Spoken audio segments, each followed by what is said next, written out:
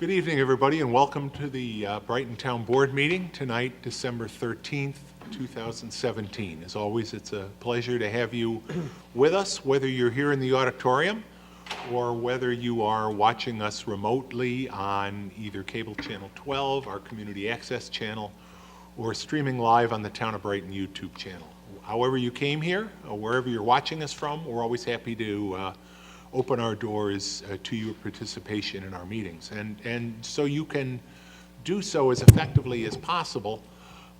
If you're here in the room, tonight's agenda and all of the supporting materials that we're going to be considering as part of tonight's meeting agenda are on the table in the back. And if you're watching remotely from home or somewhere else on TV or streaming on the internet, you can get all of the same material on the Town of Brighton website, which is townofbrighton.org. We're going to start with a pledge to the flag. I'm going to ask Councilmember Novros to lead us tonight, please. I pledge allegiance to the flag of the United States of America and to the republic for which it stands, one nation under God, indivisible, with liberty and justice for all.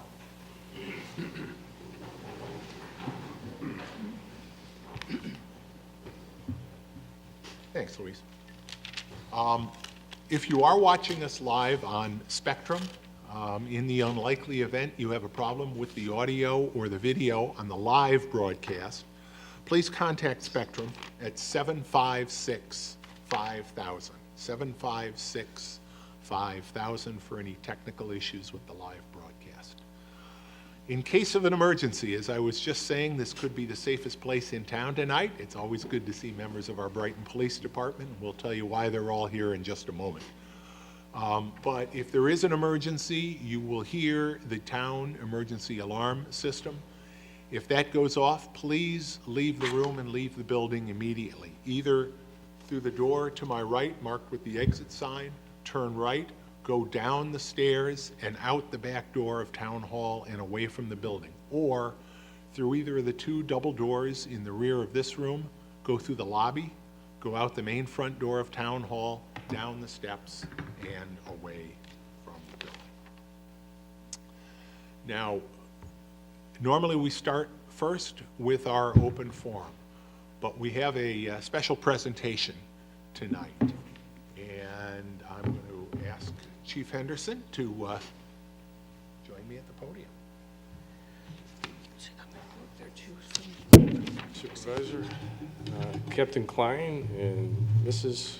Klein, could you join us at the podium, please?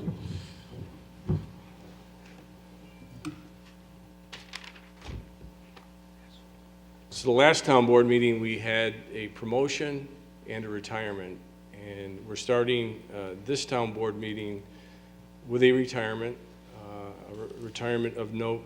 Captain Klein, after 35 years of dedicated service to the town, he started as a police officer in 1982, and next week is his last week with the town of Brighton. The quick math, that adds to 35 years. Bob has served in the role as a police officer, a sergeant, a lieutenant, a captain. He currently serves as the patrol operations commanding officer. That's a pretty big hat that he wears. He's in charge of special events and coordination and logistics of all the special events. It's not an easy thing. He has to account for staffing, community impact, and administrative requirements, making sure that the organizations that are proposing these special events follow the town laws and the insurance requirements. Bob also served as a staff services commanding officer. Our staff services commanding officer is in charge of criminal investigations and our internal affairs. Throughout his career, and I know this is probably one of your best moments, you were a fire investigator. But I'm sorry, this is Stephen, their son. Stephen's a firefighter with the Brighton Fire District. At one point, his dad was a person that tried to determine what caused the fire, right? Electrical? Was that pretty much the cause? And from an internal perspective, Captain Klein was our accreditation program manager, and you were noted, I think in the 2010 cycle, you were recognized by the state for that. Bob has committed his life to public service.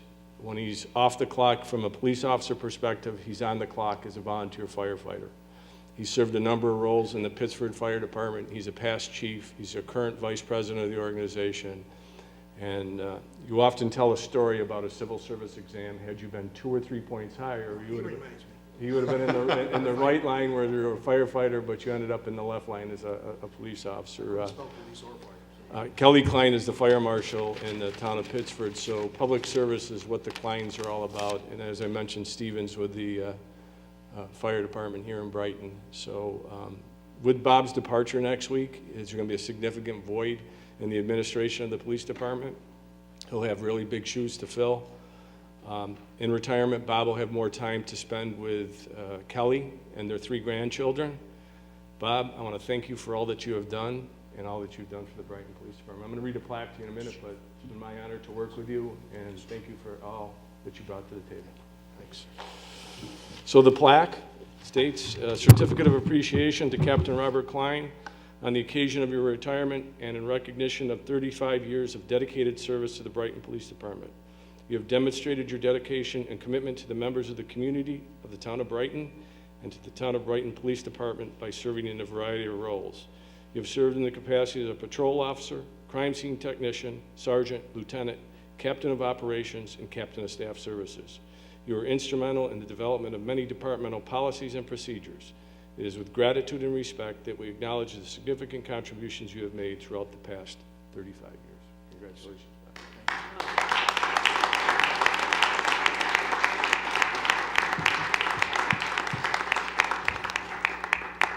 You know, doing the math, Chief Henderson and Captain Bob Klein have spent almost all of their career here together working in the Brighton Police Department.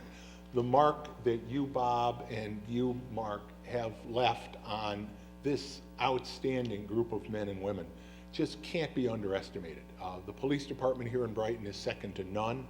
We are very fortunate to have you, and I'll be mentioning just a comment just in a little bit from a resident, her appreciation for the department, but I hear it time after time after time. The role that the Brighton Police Department plays in keeping us safe, but really in enhancing the quality of life in Brighton.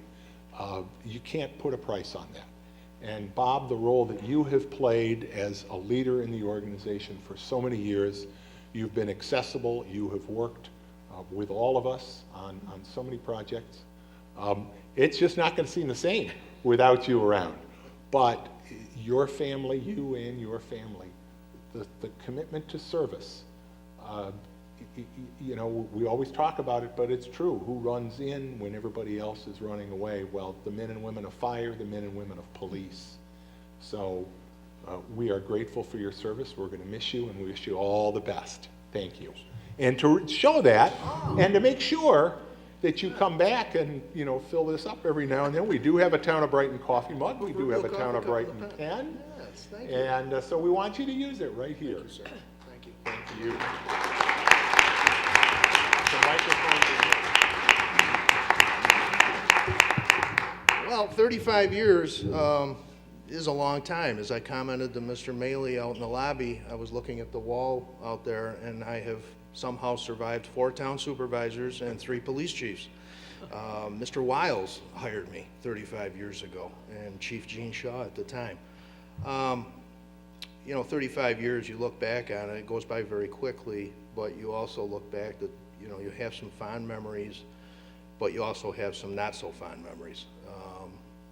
You know, there's a lot of things that when someone calls for the police or the fire or the EMS, it's because they're having a very bad day. And we respond to hopefully make that day for them a little bit better. And I hope there's been times in my 35 years that I hope I was able to make someone's life a little bit better. And if that's what I've accomplished, then I walk away from this job feeling good. But one thing you can't do is you cannot do this job without having a strong family behind you. You absolutely cannot. The missed holidays, the missed meals, the missed events. And my wife Kelly here, who we got married before I was even done with my training to come on this job. And she's been there every step of the way for me.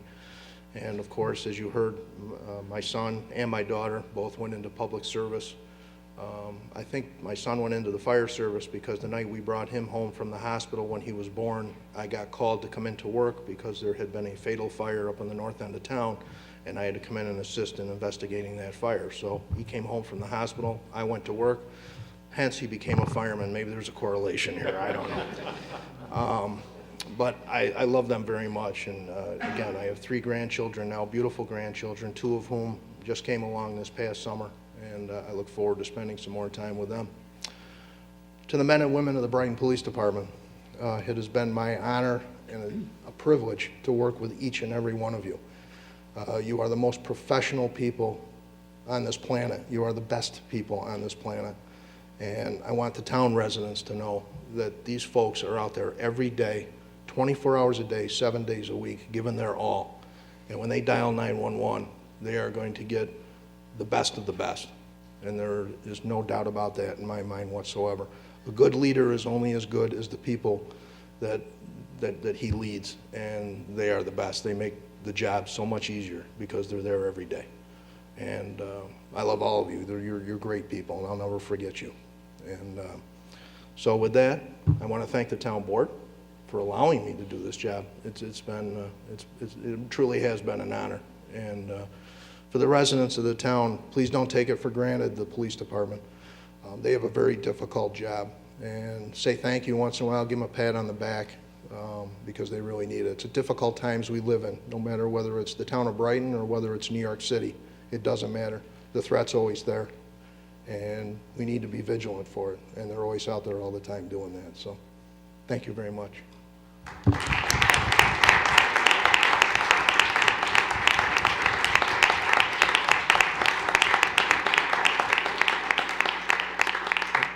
Bob, I believe Councilwoman Novros also has a few words to say. Louise? I was a little remiss, but the family public safety aspect of things. Your daughter Kimberly is in Buffalo right now. Kimberly works with the FBI due to the inclement weather and the children. She couldn't travel from Buffalo to be with you tonight, but it is a true family of public service. So I apologize for missing Kim. She had a search warrant. Duty called. Hi, my name is Louise Novros. I'd also like to congratulate Bob. 35 years, wow, that's really something. I've been on the Public Service Committee for the past 12 years, the last 4 years as a chair. And Bob has always had a smile and a good thing to say about everybody. That's at least what I've heard. And he's always helped me out on my projects. And when asked, it was a pleasure to work with him and to wish him a very, very fulfilling retirement. And Bob, if you don't mind, can I say one thing, not about you? Not about you. Before I sit down, I'd like to say one more thing. I want to let everyone here and those out in television land know that this will be the last time I will appear on television as part of a town board meeting, as I will be stepping down at the end of this year.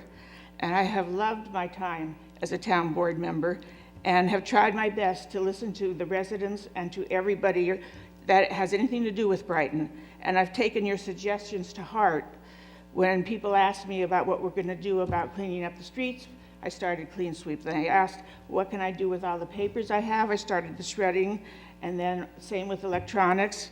And then with the police department, we have the pharmaceutical take back, which everybody is so, so excited about.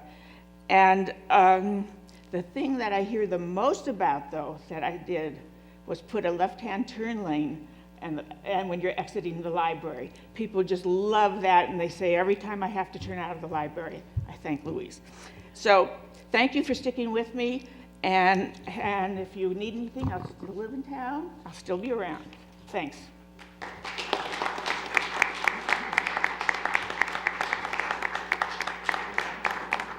Supervisor, if I could Absolutely. have the town board's indulgence as well.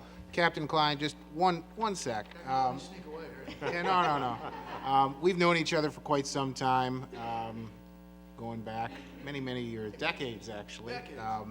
And I've enjoyed our time together, Bob, and I'm going to miss you. And I just want to say, you know, I thought it was appropriate with our visitors from the RH School District here this evening that I'm going to be relocating my home, my family, to the town of Rush early next year. And I got to tell you, and I want the officers here to know this, and I want the chief to know this, although I'm afraid to tell him because his head's just going to get all that much bigger, that in addition to looking at the house, looking at the land, looking at everything that was around out in the town of Rush that seemed attractive to us, I'll tell you, one of the major factors that we considered, my wife and I considered and talked about, is that we won't have access to the Brighton Police Department out there. And that was right up there with, you know, the other things that we were looking at in terms of relocating. It is such a bonus that we have such a fine police department here, the officers and the leadership, and it is truly one of the things that makes Brighton a great place to live in. So thank you for your part in making that possible.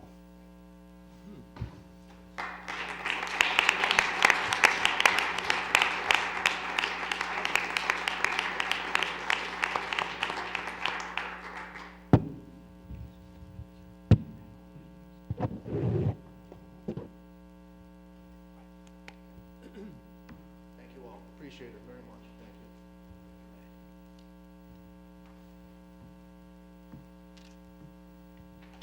Thank you. Okay. Truly extraordinary. We are so appreciative of the work of Captain Bob Klein and the entire Brighton Police Department. Thank you for being here in support of Captain Klein. It's appreciated. Okay, we're going to start the open forum now. We do have, from the Rush Henrietta School District, which of course serves most of the western part of Brighton, a brief update on their progress and their process of selecting a new school district superintendent. So I will let you come up and give us that update. Before they do, though, I really want to say how much I appreciate the level of communication that the Rush Henrietta School District has shared with the town of Brighton. Every year, early in the budget development stage, the school district invites the members of the town board, not only from Brighton, but also from Rush and from Henrietta, the three towns that all or part of which are included in the RH district. And we have the opportunity to get an update on the budget, to get an update on facilities changes and the like that are going on in the district. And it's so helpful to us. We have 5 school districts in town, and it can be a challenge sometimes to stay on top of the work that all 5 of them are doing. But the way Rush Henrietta has approached the communication process and the great job you do with your students, I just want to thank you for all of that. And this tonight, you know, is a perfect example of that, coming out to communicate with the community about this search. So thank you very much. Bill, thank you, and members of the board, thanks for the opportunity to give you a brief update. I'm Dan White, District Superintendent, Monroe-Boces, and yes, we are working on behalf of the Rush Henrietta Board of Education, along with my colleague, I think you know this guy, John Sheese. He's we're both serving as search consultants for the Rush Henrietta Board of Education in the search process. You probably know Dr. J. Kenneth Graham. You may know is retiring as of June 30th this year. So we are now in the process of posting the position. The posting closes at the end of January. We are anticipating that Rush Henrietta will announce a hire sometime at the end of March or April. So on behalf of this board, in the spirit of the communication you've had, we wanted to stop out, first of all, to inform you on the process. Number 2, to see if we can answer any questions or gain any input. Supervisor, one of the things that's very clear when we visited the town of Rush and the town of Henrietta as well is the boards are appreciative of the inter-board communication when it comes to budgets, when it comes to mutual interest of the citizens of the town, and that is certainly something from a criterion standpoint that we are looking at when bringing candidates to the Board of Education. Briefly, just so you know, the position posted last week, it will close January 19th. We expect to go through an extensive interview process in the months of February and March with, again, an announcement of a hire in April with a start date of July 1. We did do, and I suspect some of the residents of the town of Brighton participated in a community survey, just looking for input on what's important to them as community residents, characteristics of an ex-superintendent and so forth. And John and I did a number of community forums, processing things with groups to try and get some additional input. One thing was very, very clear, I think as you mentioned, Supervisor, that the community was appreciative of the communication the district has with parents, with town boards. Their interaction on economic development and so forth is very, very important between a town board and a school district. So really, we wanted to inform you of the process, point to the Rush Henrietta Central School District website that has some information on there about the search process, and any residents of the town of Brighton that reside within the school district can be updated on that process on the website as the process moves forward. And there will be opportunities such as community forums we will announce so people can meet potential candidates and so forth. So I'm going to pause there for a minute to see, one, if you have any questions, number two, if you have any input you'd like to share with us. You certainly, the maintenance of that high level of communication. I also, you mentioned economic development, and I'm Certainly. glad you did, because I think that's one other place that I want to just send a little shout out to the school district, because you've heard me talk about economic development, and it's important that we have it, but it's also important that we use our economic development resources wisely. And I have sometimes been critical of what until very recently was known as COMETA, in terms of purported economic development projects that really don't bring significant net benefit, but cost taxpayers a great deal of money through the tax exemption and only partial payment in lieu of tax agreements. The Rush Henrietta School District has also been aggressive at pushing back against projects that don't have a measurable economic development impact, retail projects, for example. And we've been on the same page on some of those, and I appreciate that as well. So I do think, the financial affairs are a never-ending part of the work that district administrators do and that we do. And when outside forces that we don't have input to make it harder for us to do our job, that's a problem. So I'm confident that you'll continue with leadership that, on the one hand, recognizes the positive benefits of economic development, but on the other hand, recognizes that not all that glitters is gold. And that's a message we've heard, the economic development message we've heard from multiple groups that we've spoken to in the district. So thank you for that input, absolutely. And we'd be happy to keep the board, as we would any board, updated with informational items as the process moves forward, just so you're aware of what's happening in the near future and when the process comes to conclusion. Thank you both. Thank you, we appreciate the time. Questions for John or from Dan? Thank you, we appreciate the time. Good luck. Enjoy the rest of the evening, thanks very much. In regards to Ken, please. I will do. Thanks. Ken and I go back 25 years, I think, when our kids were being Nice. coached by each of us as Certainly. as opponents. 19 years as superintendent of one school district. It's a rare find for that to happen. It certainly is. So thank you for your time. Give them my regards. Okay, we will now continue with the open forum of the meeting, as we always start our meetings with an open forum. The open forum is an opportunity to address the board about any matter, whether or not it's a matter that's on the agenda. And we don't have any public hearing tonight, so this will be the opportunity for the public to participate in the meeting. If you would like to speak, just raise your hand. I will recognize you. If you would come to the podium.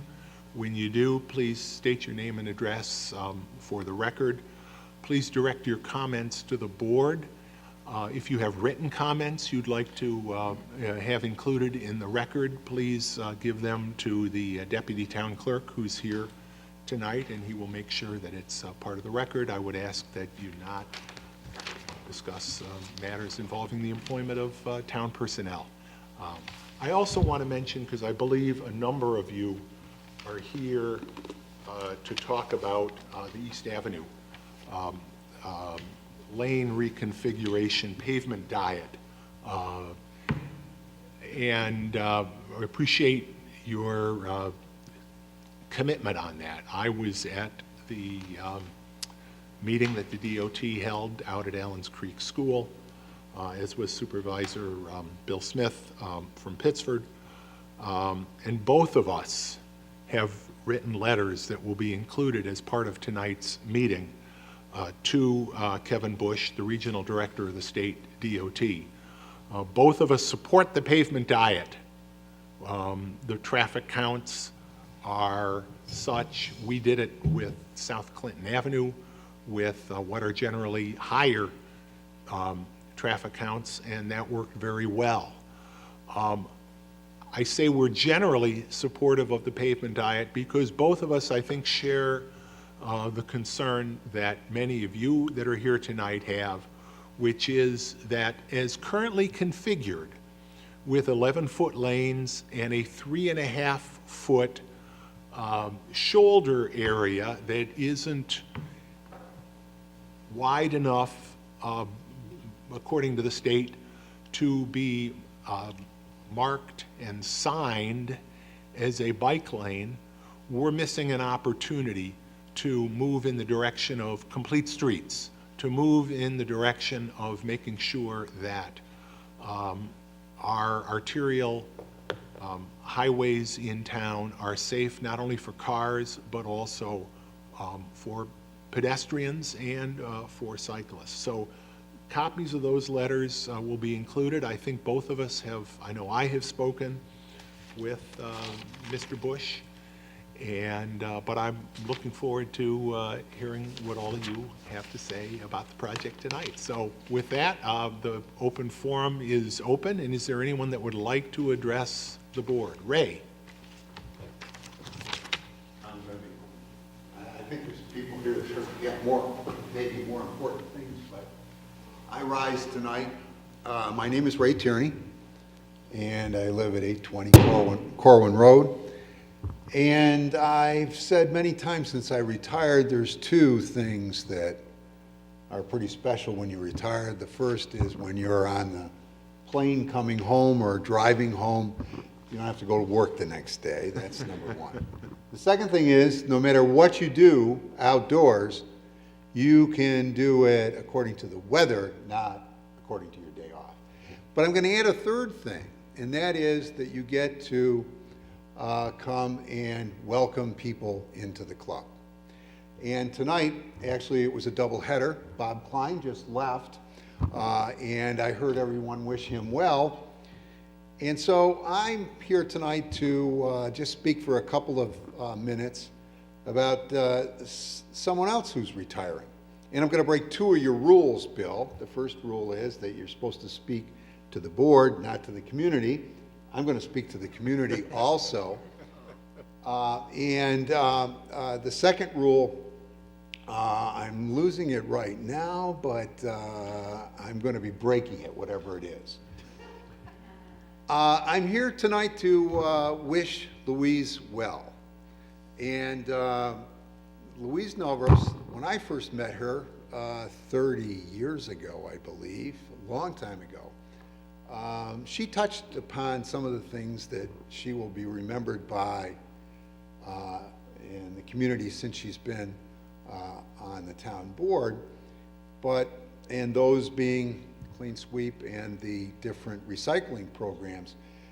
But I think it's more important that the community also know that the woman that's going to be leaving this board tonight is not going to be leaving the community and her concern for the community, because it started long before she got to the town board, and it's going to continue long after she leaves the town board. When I first met her or remember her in the community, was more about things like Brighton Neighbors United. And if people in the community don't remember that, or it predates your residency, that all started about 30 years ago, maybe a little bit before that, and it had to do with development. It had to do with a town that really hadn't looked at its own comprehensive plan in years, and was really doing development. Not that the development was bad inherently, but that the development wasn't planned, and that it wasn't community. It hadn't really been vetted by the community. Louise and others formed what is today Brighton Neighbors United. And really what that was it was combining all the neighborhood associations, and the neighborhood associations that those days were just beginning. Roselawn was one of the first, where Louise was the first president. And there was the other ones in Homeacres and Meadowbrook, and there was Bel Air. There was 5. There's 35 to. About 43 now. There's 35. There's 43 neighborhood associations, which I can tell you from my many years of listening, they play a pretty important role in what happens here in the town of Brighton. And so, Louise, thank you for that, and I'm speaking for the community. Thank you for that, and thank you, of course, for your service. You were my colleague, and I promised my wife before I came here that I wouldn't mention what you called me one night when I changed the vote. I mean, full disclosure, I had intended to vote one way for something. And after I listened to what had and got more information at the board meeting, I changed my mind. And so when I voted, Louise was very upset. She called me a name, and Sandy Frankel was sitting where Bill Mealy is. And Sandy, I can't tell you how she looked. But I am proud of myself because I didn't miss a beat. I just looked down at her and I said, Louise, I've been called a lot worse than that. But Louise, we all won't be remembered by the comments that we make. We will be remembered by the passion that we bring to the job. And so in your time here and your time in the community, that's what you're going to be remembered by. And so I think many people share what I'm going to say right now, and I'm going to come over there and give you a hug, and that is best of luck. And being retired doesn't mean that you're tired. It just means that you have more time to do what you want to do. So good luck. Thank you.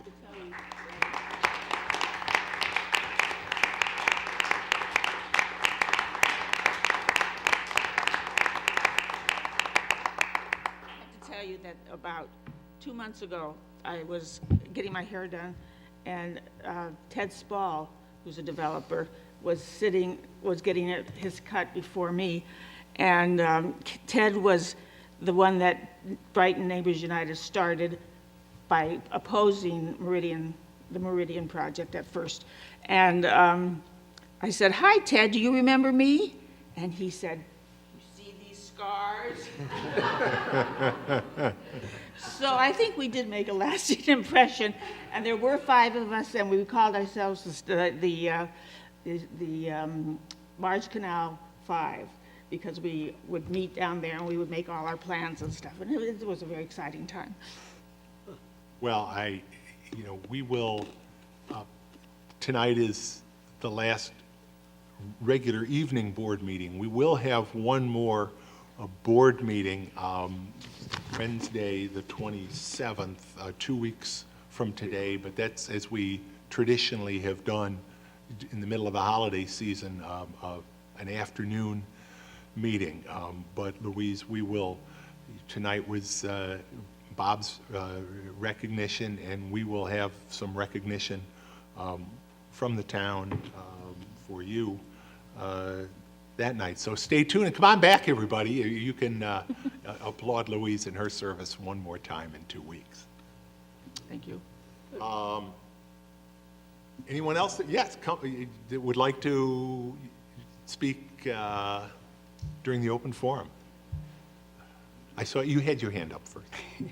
Good evening. I'm Margaret Pete. I live at 129 Clink Road. As you know, the New York State Department of Transportation is developing a project in Brighton and Pittsford referred to as Route 96 from City of Rochester line to Route 31F. As noted in the project description at the New York State Department of Transportation website, they are investigating a lane diet that would reduce the roadway from 4 lanes to 3 lanes, including a center turn lane and shoulders.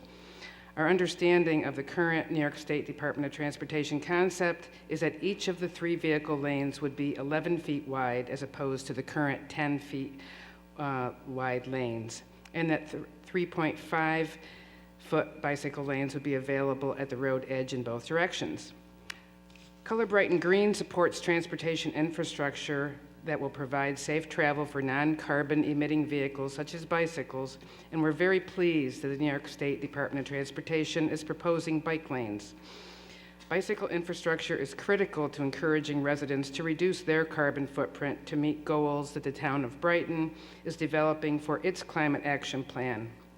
Instead of 11-foot wide vehicle lanes, we assert that the vehicle lanes should keep their 10-foot widths and that the bicycle lane should be expanded to 5-foot widths.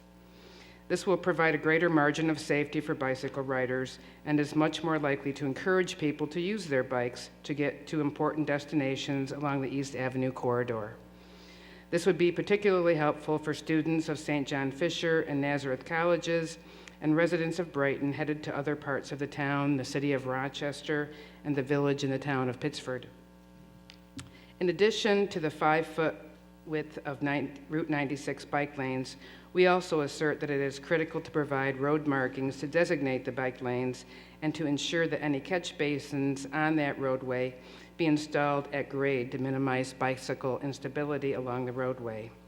I'm here today on behalf of colorbrightongreen.org to ask that you support the concept of 5-foot wide bicycle lanes on East Avenue, which it sounds like you already do, between the City of Rochester border and Route 31F. We are aware that the New York State Department of Transportation values the opinions of local governments, such as the town of Brighton, and that your formal support of such a concept is likely to have considerable influence on the final New York State Department of Transportation design. Your support of the 5-foot wide lanes will benefit the residents of the town of Brighton as well as environmental goals for the town of Brighton. Thank you for your consideration of this request, and I will leave copies of this letter with the clerk. Thank you, Margie.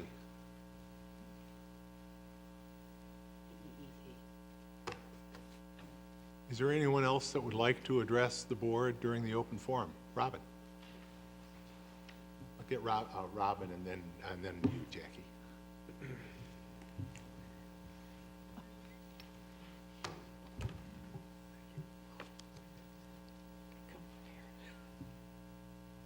Hello, my name is Robin Wilt. I live at 2695 East Avenue. Incidentally, it's almost the center point of the Route 96 maintenance project. So I have copies of my letter for the board. And I've spoken before on this issue at the November 21st, 2017 meeting of the Brighton Town Board. I expressed that while I am also positively disposed to the Route 96 maintenance project, the road diet proposed by the New York State DOT, I nonetheless harbor serious concerns about the safety of the design if it incorporates a lane configuration of 3.5-foot shoulders and 11-foot wide travel and turning lanes. Since initially raising those concerns, a coalition of environmental, cycling, and community groups, including the Rochester People's Climate Coalition, Reconnect Rochester, Mothers Out Front, Rochester Cycling Alliance, and our own colorbrightongreen.org, have publicly endorsed the 5-10-10-10-5 lane configuration that I mentioned in my comments to the Brighton Town Board on November 21st. Representatives from those organizations have circulated petitions and written letters to both Kevin Bush, the regional director of the New York State DOT, and to Daniel Schwind, the New York State DOT engineer identified in the public notice of the East Avenue redesign. The groups also spoke out in public support of the lane redesign at the December 11, 2017 meeting of the Pittsford Town Board.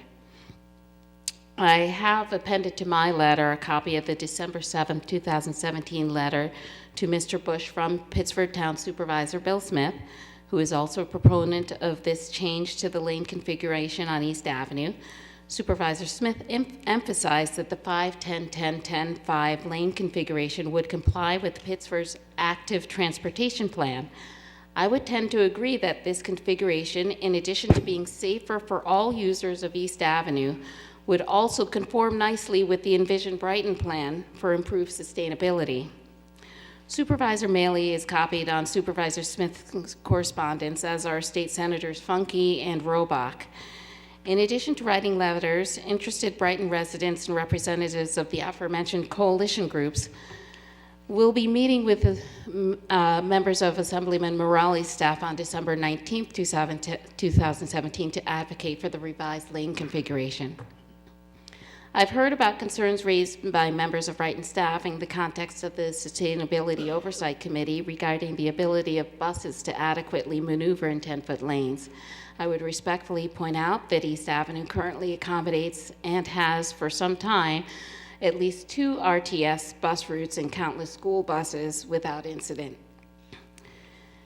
Given the significant community support for this non-cumbersome redesign of the project that will nonetheless substantively impact the overall safety of the East Avenue maintenance project, I would reiterate my fervent hope that as community representatives and fellow stakeholders in the success of the Route 96 maintenance project, the Brighton Town Council formally requests via official correspondence that the New York State DOT adopt a lane configuration for East Avenue that includes demarcated bike lanes of 5-foot width and maintains travel lanes and turning lanes of 10-foot width. I think that town government serves as a really important amplifier of community voices, and I really do hope that the town board in its entirety will take that extra measure to be proponents for this reconfiguration of the lanes on East Avenue. Thank you so much for your consideration this evening. Thank you, Robin. And Supervisor Smith's letter and my letter will be included in the record of tonight's meeting. In my letter, I do speak about the 2013 Town of Brighton bicycle pedestrian master plan. And as part of that process, there was work done identifying streets and highways in the town that, based on traffic volumes, made sense for a pavement diet. East Avenue was identified as an area that would make sense for a pavement diet. So again, it's good to see. I think this proposal is generally consistent with that bicycle pedestrian plan, but by having formally marked bicycle lanes, it really carries out the true intent, which was to make those streets as accessible as they can be. So thank you for that. I'm going to suggest, by the way, to the board that when we get to the matters of the agenda, that we add an item at the end of the agenda tonight to authorize a letter to the state DOT to convey, if it is the will of the board, the sentiments of the entire board that you support this project. If you need more time to study the issue, that's fine too, and I know not all of you were able to make it to that public information meeting, and you know, we could take action in 2 weeks, but I think it would be more, the sooner the better. So I'm hoping that we're in a position to do that tonight, but we'll, when we get to the approval of the agenda, we'll make that suggestion formally. Is there anyone else that would like to address the board on this or any other matter this evening? Yeah, come on up. Yeah, I was going to say, and Jackie, you wanted to speak, so I'll, sorry. Good evening. My name is Neely Kelly, and I'm with Mothers Out Front, one of the groups Robin mentioned that endorses the road diet of 5, 10, 10, 10, 5 feet that configuration. And I want to thank you for your support for this road diet and share two things. One, as an avid cyclist, up until 2 years ago, I cannot emphasize enough the importance of roads that are as safe as possible for cyclists. 2 years ago, my husband was out for a bike ride and was hit by a car from behind, and had he not somehow clipped out of his pedals, he would have been killed. And there were no bike lanes in this particular section of road. And since then, I have found myself personally frightened to bike on roads that are not safe.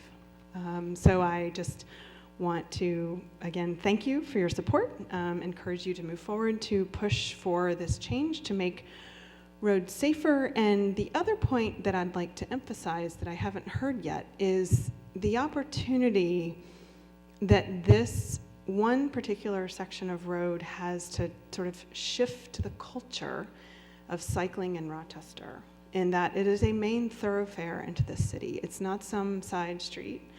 And that if we can shift the culture to make it more friendlier for cyclists, make drivers more aware, overall this region and this area will become safer and better for cyclists.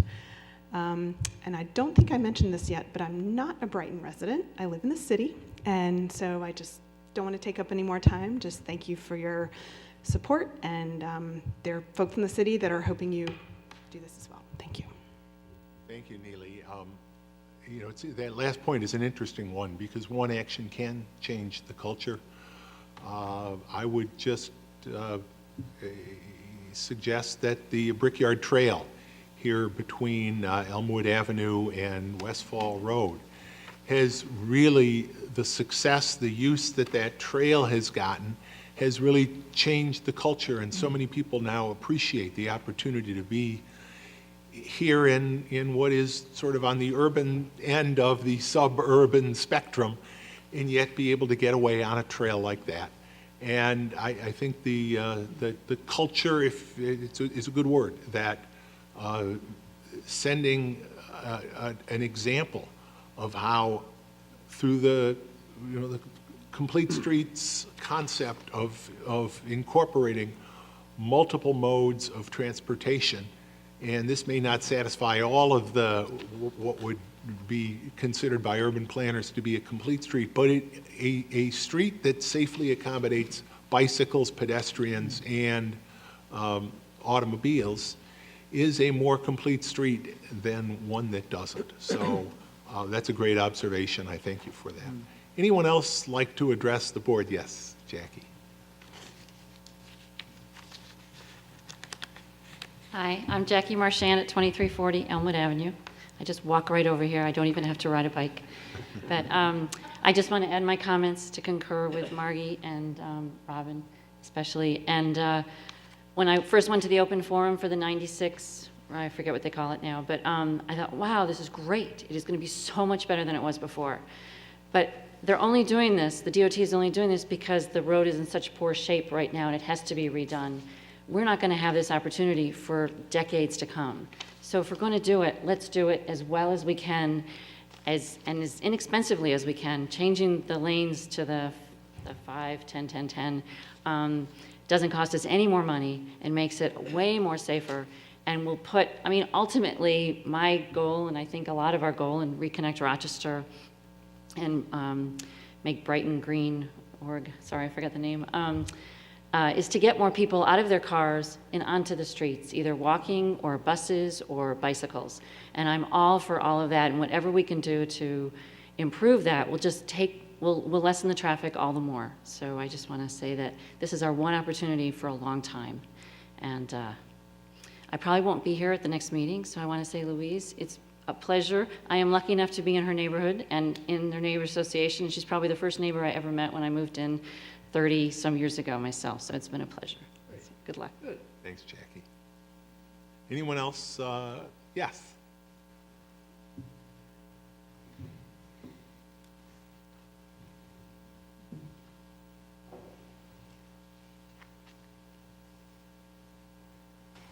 Hello, everyone. My name is Teresa McGowan, and I live at 96 Westland. And I am also a member of the Rochester People's Climate Coalition, and I saw that Heather O'Donnell had submitted a letter stating our position on this issue. I really am grateful for your support. I think Brighton's work on sustainability is one of the reasons that we chose to live in Brighton. We've been here about 14 years. I really can't add much to what Robin and Margie and the other woman and Neely, what they said. But I would just like to read a paragraph that I wrote, because this one aspect has not been mentioned so far. Rochester People's Climate Coalition believes that every decision affecting the transportation sector in Rochester must be a decision that has the future of our children at the forefront. We need to make our roads safer, more bike-friendly, and we need to slow our cars down. We need to take every opportunity to enable people to ride a bike instead of using a carbon-emitting car. One car using 1 gallon of gasoline emits 25 pounds of carbon dioxide into the atmosphere. Climate change is the serious threat to our children's future. Indeed, it is a serious threat to the human species as a whole. We need to make choices as a community, as a state, as a nation, and as a world that are a testament to the enormity of the challenge we face. We need bike-friendly streets, complete streets, as you mentioned, cars that are electric, no cars, and we need to travel slower. And we need everyone understanding that even changes that appear small can make a big difference to future generations. I was heartened today by reading the article on the front page of the DNC, where they were talking about the Zagster, the success with that, and Uber and Lyft and the ride-sharing program. This is another step towards the direction that we need to go, but we cannot move fast enough.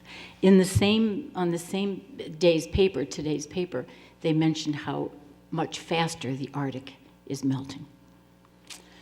So it's a sobering issue, and we all need to work together and quickly. So I really am grateful for your support, and I really appreciate all the words that were spoken today. Thank you very much. Thank you. Since you mentioned Zagster, several years ago, there was studies done about the feasibility of bike share and a phased project that would start in the city, downtown, and other cores of the city, and move out beyond the borders of the city. And at the time, I indicated my support for that. Zagster became the beginning of the reality, the implementation of that bike share concept this past year. And I can tell you that the town of Brighton has been in discussions. I don't have anything that I can report yet, but we continue to believe that bike share, as someone who went for a lot of years without a bike, sorry, Jackie and Richard, I have to admit that to you, but I have one now. And, and it's interesting because, yes, I did. It's interesting because I don't think I'm unique in that regard. I think there are a lot of adults. We all had bikes at one point, and a lot of us don't ride anymore. And the opportunity to use Zagster, the opportunity to use a bike share, is sort of a gateway back to riding your bike. When you take that opportunity and participate in a bike share, you realize, hey, I can do this. I can ride my bike again. And that, combined with infrastructure that's designed with bicyclists in mind, all contributes to that culture shift. So I'm hoping that you will begin to see those great Zagster bike racks beyond the city limits soon. I went to a presentation with Robin last week about Zagster, and the question and answer period, I asked them if they were coming to the suburbs, and they said yes. They are very, very seriously considering it, and they know if they do that it will be a success. Anyone else like to address the board during the open forum? I have a question for any one of you who can answer it. If they were to go from 5, 10, 10, 10, 5, what else would be put on the bicycle parts that will keep the cars from making their right turns through the bike lanes and so forth? Because the motorists, in my opinion, the motorists are getting sloppier and sloppier in their turns and in obeying what they're supposed to be doing. That's a good question, Louise, and let me back up a little bit, because folks might be saying, well, why don't they just widen the street? And the answer is because this really is not a full-blown highway reconstruction project. It really is, they're going to repave and they're going to have to restripe the street. And in the process of doing that, they have heard, I know they're familiar with our study that suggested that pavement diet made sense. So they've made, to their great credit, that decision that they're going to implement this pavement diet, but they're still they still have the same 40 feet. Yeah. The distance between the two curbs isn't going to change. So what they would be doing is putting in street signs indicating the presence of a bike lane. There would be pavement markings. In the current plan, there is a line demarcating between the vehicular lane and the 3.5-foot bike lane. But it doesn't have any of the bike lane, the sharrows and other types of pavement markings that you would have on a bike lane. Now, the one other thing that I think it's important to note, there are a couple of tough intersections along this corridor, and in particular, very close together in an area where traffic today sometimes has some congestion, and that is the Allens Creek intersection, and then immediately afterwards the Elmwood 441 intersection. And in some of those high trafficked intersection areas, when you looked at the design that the state proposed, the road is going to widen back out into 4 lanes. And in those areas, just as you see in some places, the lanes go, the bike lanes or even the bike shoulder, the 3.5-foot shoulder, would go away in their plans. That doesn't mean bicycles can't ride there.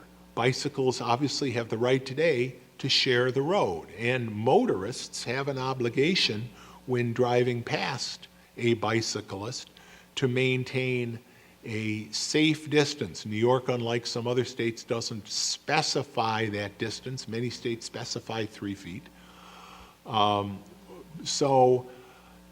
There would be that kind of marking that would visually inform motorists and cyclists that this is a designated area for bicyclists. The state's position is they can't do that if it's not 5 feet wide.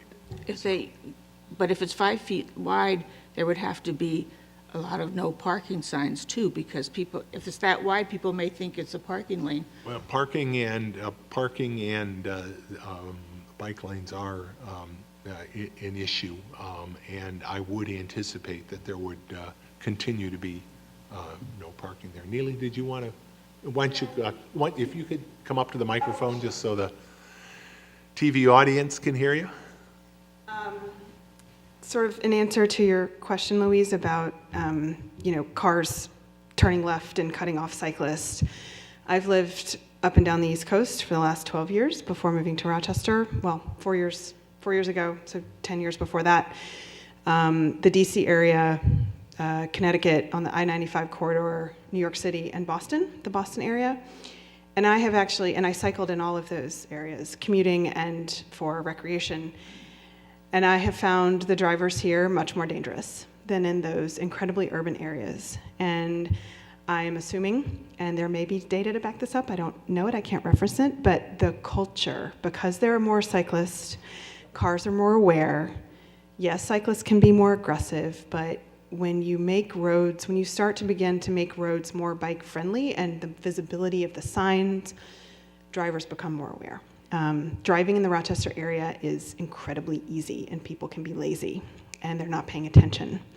And the 20-year-old kid that hit my husband, there were no skid marks. He never saw my husband until after he hit him. So I think it's the little things that we can do to shift the culture of drivers being more aware of cyclists and people being more willing to cycle. So thank you.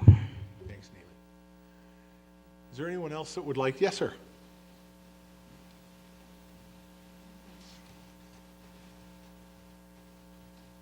My name is Brendan Ryan. I'm with the Rochester Cycling Alliance, and I work in transportation. I work at Barton Judas in the city. I am a city resident, but I did want to mention briefly, because there's no bike lanes right now, when the lanes bump out at intersections to be in the 4 lanes, then a shoulder can just drop away. But if it is designed that there are bike lanes down the entire length in the 5 feet configuration, there tends to be more of a drive by the DOT to actually deal with a bike lane properly through the intersection, where the bike lane will either become hashed and then bump out to a full lane to increase the visual capacity of the actual this is bike infrastructure. It's not just a shoulder that's there and can be used by bikes. There will often be lane treatments with the bike lane in intersections like that. And so that is one of the big reasons why actually having official width bike lanes is important in a design like this. So. Thank you. Brendan, is it Brendan? Yes. By way of educating me, does it have to be 5 feet to be a designated bike lane? That is the position of the state DOT. Yes. It has to be the full 5 feet for them Yes. to market, because I agree with all your comments, and I've Yes. ridden on the East Avenue many times, and it's horrible. And also, Margie, your comment that we need to get those catch basins up to grade, those are a terrific hazard right now. But I would very much like to see that it's 5 feet, but thanks for educating me. Some municipalities state a minimum of 4 feet, but statewide position as well as federal position is 5. Correct. Yeah. Thank you. Anybody else that would like to address the board during the open forum? I want to thank everybody that came here tonight to talk about this issue. And as I said, we will be very shortly taking action on setting the agenda for tonight's meeting, and I will ask that direction to send a letter from the entire board be included. And if there is no one further during the open forum, I will move on to the next order of business, which is the approval of the agenda. And I would ask for a motion to approve the agenda, and with the suggestion, if you're so inclined, to add... I would, Bill. I move that we approve the agenda as it is before us, but to add an additional item that the board consider, and I recommend it, that we have a joint letter to the New York State Department of Transportation to modify the road diet to add a full 5-foot bike lane to each side of the road. Thank you. And Chris, before we get a second, can I also ask that you add the communication from Robin Wilt Yes. to the agenda? And Dave, did you get a second, was there another item that someone gave to you? Tell you what they were. I've got Yeah, comments. if we could add all of the items that were Items I given received. to the deputy clerk, add those to our communications tonight, if you'll accept that as a Yes. proposed amendment. Can I have a second? Second. Thank you, Jim. Any discussion? Jim, second, yep. Dave, please call the roll. Certainly. Council members Vogel. Aye. Novros. Aye. DePanzio. Aye. Warner. Aye. Supervisor Mailey. Aye. Can I have a motion to approve and file town board meeting minutes for the meetings October 11th, November 8th, and November 21st, 2017? So moved. Second. Any discussion? Hearing none. Dave, please call the roll. Council members Vogel. Aye. Novros. Aye. DePanzio. Aye. Warner. Aye. Supervisor Mailey. Aye. Next item we have are communications. We have a number of items of communication. We also just added a couple, and actually, I would like to add both correspondence from Supervisor Smith and my own correspondence, both concerning this East Avenue pavement diet as well. So moved. Can I have a motion to receive and file all of those? So moved. Second. Discussion? We have a number of items here. I won't go through them all. We do have correspondence from our accountant, Ray Wager, indicating that his firm has merged with Mengel Metzger Bar and Company, actually that they are merging, I believe, as of the first of the year. You have an action item tonight to continue working with them as our accountants. Couple items of correspondence from Bill Carpenter, the CEO at RTS, about the Reimagine RTS study, as well as requesting assistance on keeping bus stops clear. My letter to the Deputy Director of Canal Engineering for the State Canal Corp. This relates to the proposal from the Canal Corporation to clear cut over 10 acres in Brighton on the south side of the canal and 145 acres along the canal in Monroe and Orleans County. I've written to express my concern with that. I question whether an adequate environmental review was performed. This action, which amounts again to the clear cutting of 145 acres in 2 counties, was determined to be a type 2 action under seeker by the Canal Corp. They didn't express specifically in the notice what portion of seeker. There are a number of specific types of actions that would be considered type 2 actions, including maintenance of landscaping and other plant materials. But I find it hard to believe that clear cutting 145 acres was what the authors of those regulations had in mind. And in fact, if you read the seeker handbook, they make it very clear that that's not what they had in mind. So I'm very concerned that this project, which has already begun, whether there has been a sufficient consideration of alternatives. They've indicated the reason, which is their concern that roots can become a pathway for water infiltration, and that in particular trees that blow down can undermine the integrity of the canal bank. But there's been apparently no discussion of alternatives, of trees, maybe the roots, maybe trees are far enough away that their root system is not at risk. There are technologies today that allow you to look under the surface, get a sense as to the scope of roots. Trees that aren't at risk of being weakened and therefore being at greater risk of blowing down. So I think there really is work that the state needs to do on this project. Where has it begun? What's that, Louise? Where has it begun? It has begun in Orleans County, and I believe it has extended already into the far western part of Monroe County. Again, there was a public information meeting that the Canal Corporation conducted at the reserve. Mike Guyon, our town engineer, I don't know that any of the rest of you were able to attend that meeting, but I did.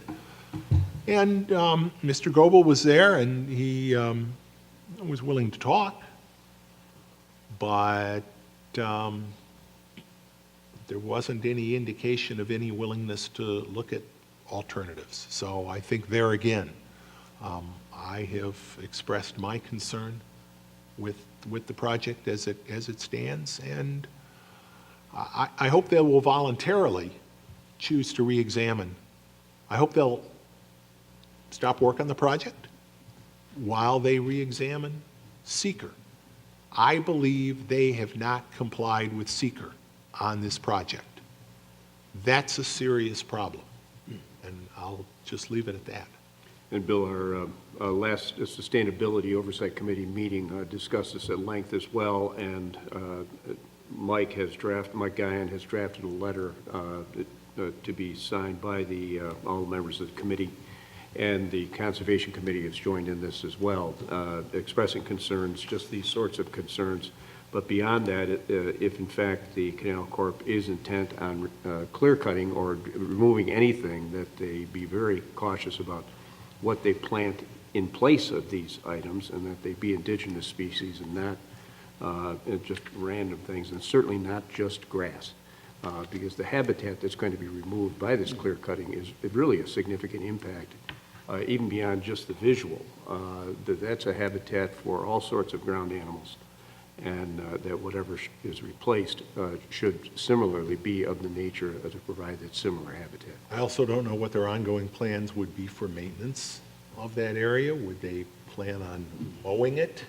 That's 145 acres?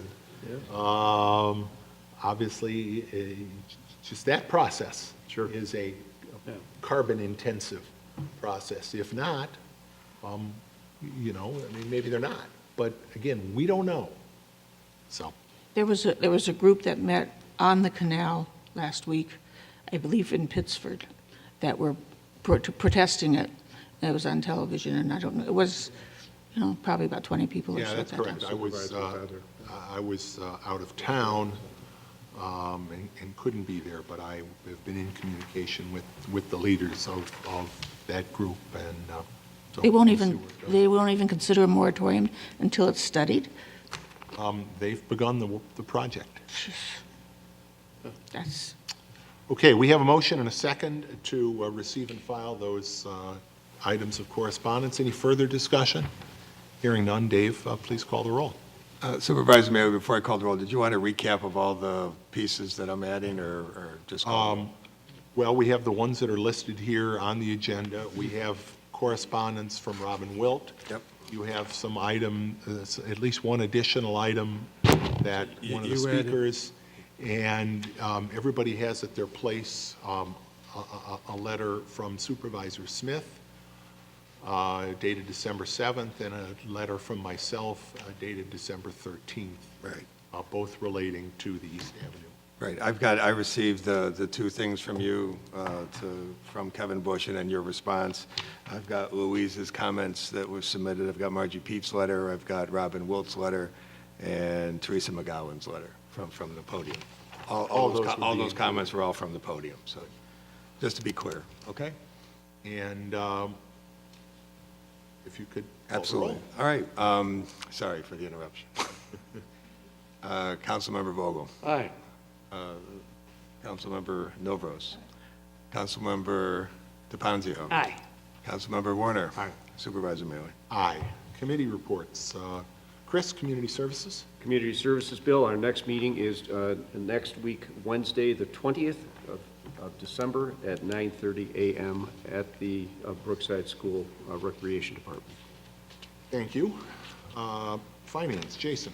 Yes, the Finance Committee met last Tuesday, December 5th. Each of the items that were discussed in the FASC meeting will be appear on tonight's agenda.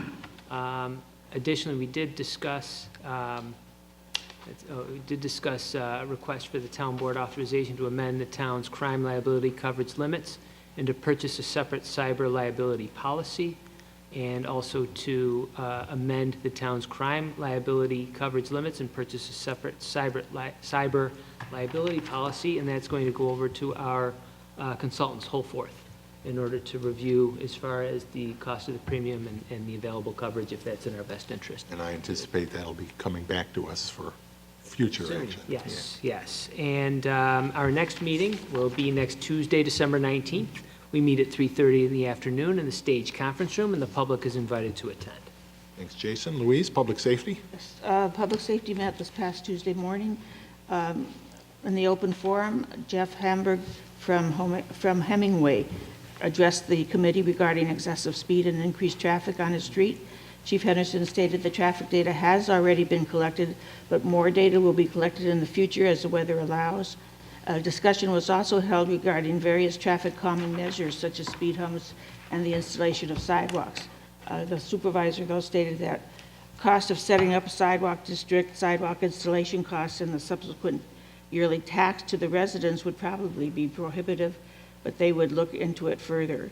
In networking, the Brighton ambulance,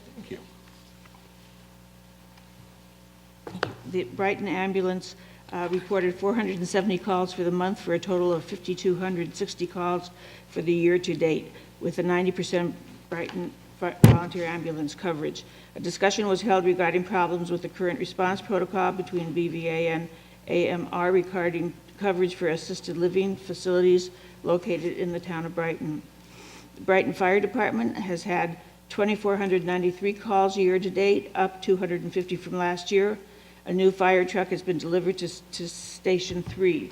They also stated that they were having problems with AMR regarding response protocol and coverage for assisted living facilities located in the town of Brighton, resulting in a loss of critical minutes in responding to calls. The supervisor stated that he will look into this further. Brighton Police Captain Bob Klein will be retiring on December 23rd after 35 years of service in the town of Brighton. He thanked everyone present for their interdepartmental cooperation over the years. A new hire will be forthcoming for town board approval. A discussion proceeded regarding changes for town court security, which will become effective at the end of January. Update on special events. The Country Club of Rochester has applied for a fireworks permit for their annual New Year's Eve celebration beginning at 8:30 p.m. on December 31st, 2017. Discussion was held and the request was approved. Old business, reestablish garage fire separation for new residential construction. This proposal remains with the town planner and town attorney for preparation and adoption by the town board. New business. Louise Novus announced that this was her final public safety meeting after 12 years of service, and she thanked everyone for their service to the town and that she really enjoyed working with them over the years. The next meeting of the Public Safety Committee is scheduled for Tuesday, January 9th, 2018 at 8 a.m. in the community meeting rooms at Brighton Town Hall. The public is welcome to attend. Thank you, Louise. Jim, Public Works? Yeah, Public Works met last week, Tuesday of last week, and at that time, under old business, we had a discussion regarding the park lane parking restrictions. Two of the residents were in attendance regarding the recently approved parking restrictions in the vicinity of the cul-de-sac on Park Lane. And the committee discussed at length the process undertaken and reviewed the sequence of events leading up to that public hearing. So the Department of Public Works staff will visit that area and review the situation, assess the stated concerns that the residents had, and they'll be reporting back to us at our next month's meeting. Yeah, and that was a tough one because Yeah, it was. we did act after a public hearing, after input from the neighborhood. We did not hear any objections while we were considering the local law. And I know not everybody, reads the notices and everything else. It does point out how important it is to have neighborhood associations that are Yep. engaged in communicating with the residents. It is something we'll take a look at. But the reason the no parking restrictions were put in and this is a related but very real issue, one of those nearby residents, we have been working really for over a year. Google thinks that her home is the address of Corbett's Glen Park. Yeah. And that has caused Innumerable. significant, innumerable, I was about to say the same thing, Jim, cars going down Park Lane thinking they're going to the entrance to Corbett's Glen Park, and they're not. So we discussed signage and other matters, but there is a concern getting public safety vehicles around that traffic circle at the end of the cul-de-sac if people are parked on it. And that was the reason for doing the law in the first place. So we'll have to look at it, but this was not a decision that was made lightly to put those signals in and those signs in, no parking signs. And I'm really concerned about what may feel like a solution, but that returns us to a public safety problem. It does, it does. More to follow on that. The next item was a traffic concern as well on South Landing Road. The committee reviewed traffic concerns with the South Landing Road resident, and again, the Department of Public Works staff will be reviewing that situation so that we will have a discussion we can continue to resume, and we'll continue that discussion at next month's meeting as well. The other item we had was with regard to trees. There's one very large tree on 205 Dunrobin Lane. The committee reviewed the tree report and has referred that to the tree council in accordance with the town code. And it looks like it's calling for immediate removal and replacement. So they'll do that as quickly as possible. Our next committee meeting is going to be Tuesday, January 2nd at 9 a.m. in the lower level community meeting room. Thank you, Jim. New business. Jason, reading and approval of claims. Yes, Bill, earlier today I reviewed claims totaling $2,931,956.72. Notable claims include to the New York State Employees Retirement System in the amount of $1,144,768. Also to the New York State Police and Fire Retirement System for employee contributions in the amount of $983,049, and also to Monroe County in the amount of $24,665.95 for pavement parking programs on town roads that are near county road intersections. The claims all appear to be in order, and I move that they be approved. Second. Discussion? Hearing none. Dave, please call the roll. Council members Vogel. Aye. Novros. Aye. Panzio. Aye. Warner. Aye. Supervisor Mailer. Aye. Before we go on any farther, I was remiss. I received an item of correspondence earlier tonight, and I want to, I'm not going to read the whole letter, but I do want to touch on several points. It is from Marjorie Alamo at 90 Towpath Lane. And in the holiday spirit, she sends along some thank yous. She thanks you, Tim Keefe, for the leaf work on Towpath Lane. Thank you. The Brighton Fire Department. She is grateful for fire department help that she has received. Louise, she thanked you specifically for a number of things you have helped her with. She's very appreciative of that. And finally, Mark, to the Brighton Police Department. She appreciates the donations that the police department picked up on her behalf. And she does send holiday wishes to everyone. So I will pass this down to you, Dave, and would ask that that also be included with our communications. Next item, Jim. The next item is the approval to extend a completion date, January 31st, 2018, of the final environmental impact statement for the proposed Whole Foods Plaza project. I move in the resolution as prepared by the attorney to the town. Second. This, you'll recall, a couple of months ago, we anticipated and took action on a resolution anticipating a completion date for the final environmental impact statement, which the town is preparing relating to this proposal of December 31st. After work on this document, and staff and our consultants and others, we're proposing to extend that date through January 31st to give sufficient time to complete a thorough final environmental impact statement for the project. We have motion and a second. Further discussion? I was reading all of the documents related to this, and it's been going on since 2015. Do you really think this is going to happen? I mean, you are putting the date. Yeah, I do. It's like everything else. Nothing is certain in life except death and taxes, as they say. But I do expect that there will be a final environmental impact statement within that time frame. Yes. And then you want to explain really quickly after that? Sure. After that, the next step would be to issue a findings statement. That, again, is something the town generates, and it's really derived from the final environmental impact statement.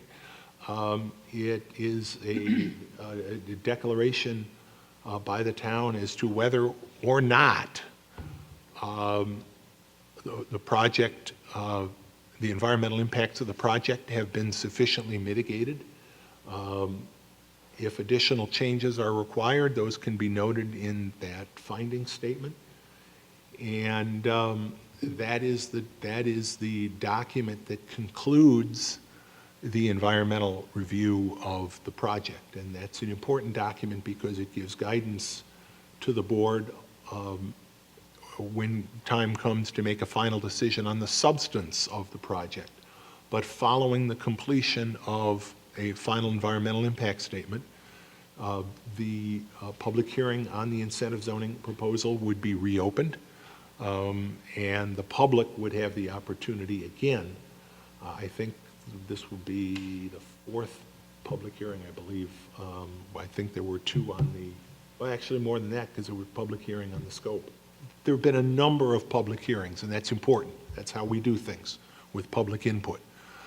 But the public hearing on the actual incentive zoning proposal, as it may change between now and then, would be had.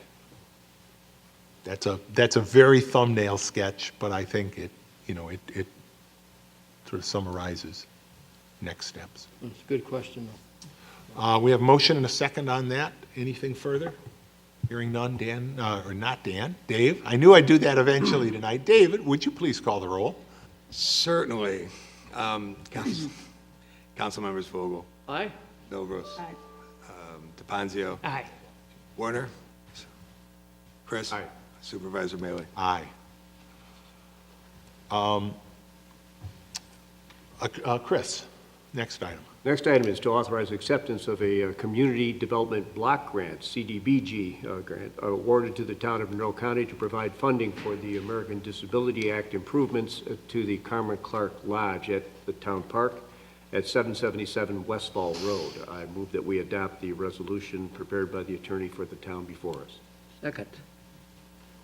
Discussion on that? We mentioned that before. Talked about this several times. Yeah, It's a we- great project. It'll make that building more. $33,000, I think they've allowed us through the county's recommendation.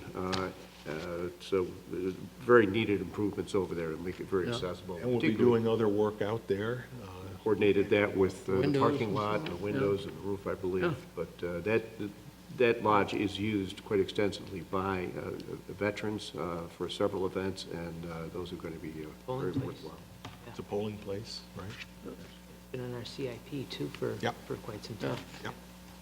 With the hope and expectation that we would get, at least for part of the project, this third-party grant support. Motion and a second. Further discussion? Hearing none. Dave, please call the roll. Council members Vogel. Aye. Novros. Aye. DePanzio. Aye. Werner. Aye. Supervisor Mealy. Aye. Jim? Next item is to authorize the supervisor to execute an agreement with Geese Control of New York, Inc. to provide geese control services for 2017. And this is continuing on into 2018, though, right? It's renewable for a second year, yes. Yeah. So there's control services for 2018. I move in the resolution as prepared by the attorney to the town. Second. I have a question about that. This is this for everything? I mean, is there a time when the geese get it and leave, or?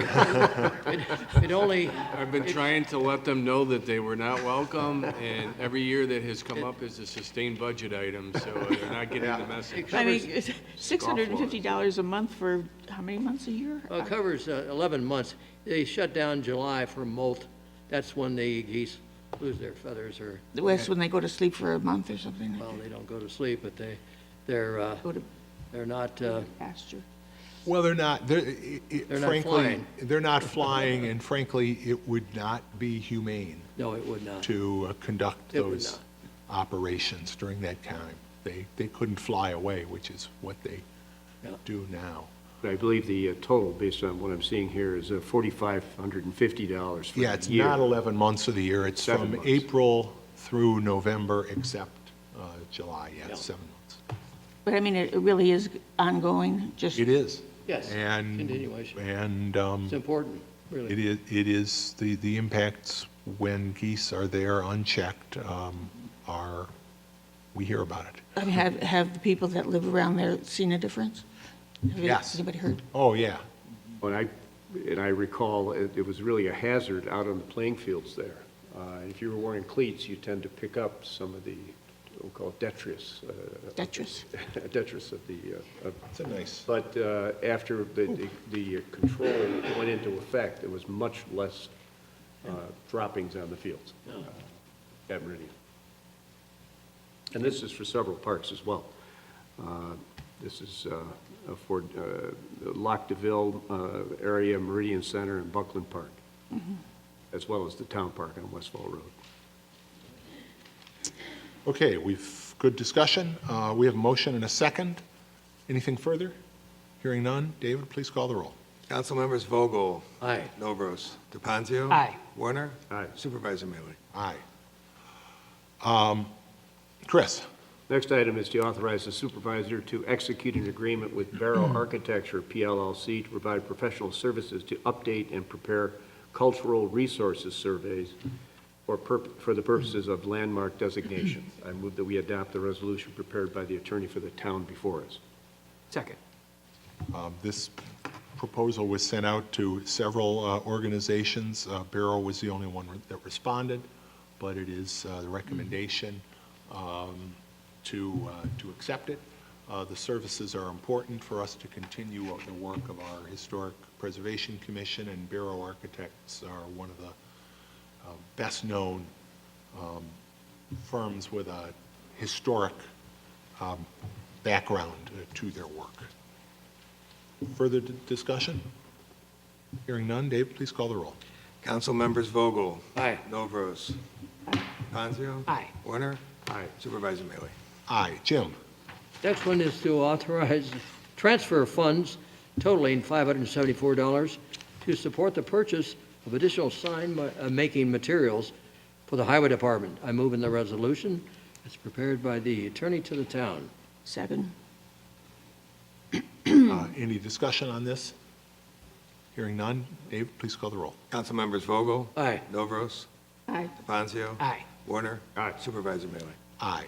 Why don't you do this one too, Jim? All right, the next one is to approval to reject all bids received to provide construction services to renovate an existing block barn at 1435 Westfall Road and authorize solicitation for new proposals as part of the Winners Farmers Market project. I move in the resolution is prepared by the attorney to the town. Second. As we discussed at the Finance Committee, the bids that were received came in well above funds budgeted. Although this project is being funded largely through grant funding, it's still important that we do the work at a price-responsible price point. Town engineer Mike Guyon, who has been working with our consultant and our committee on this project, is working on developing new specifications to provide a set of specifications we can go out with that we hope and expect will come in at a more reasonable level. So this won't end the project by any sense. It will make sure we do it in a fiscally responsible way. So the vote is to reject what we've gotten so far, but it's not to accept just anything that's lower. Oh, no, I mean, it's simply to authorize soliciting new. What bothered me about when we were looking at this at Finance was that they're going to modify and not have as much as they had planned or hoped for in this building, and to the point where it's not going to be multi-useful, multitask.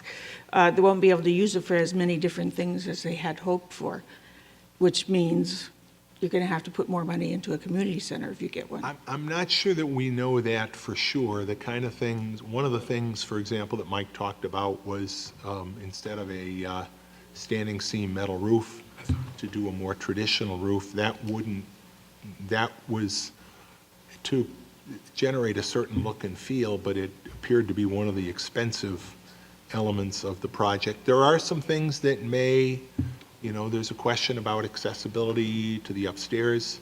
And also that you won't be able to, they're talking about not finishing the upstairs so that it can be used for the other programs that they were going to use it for.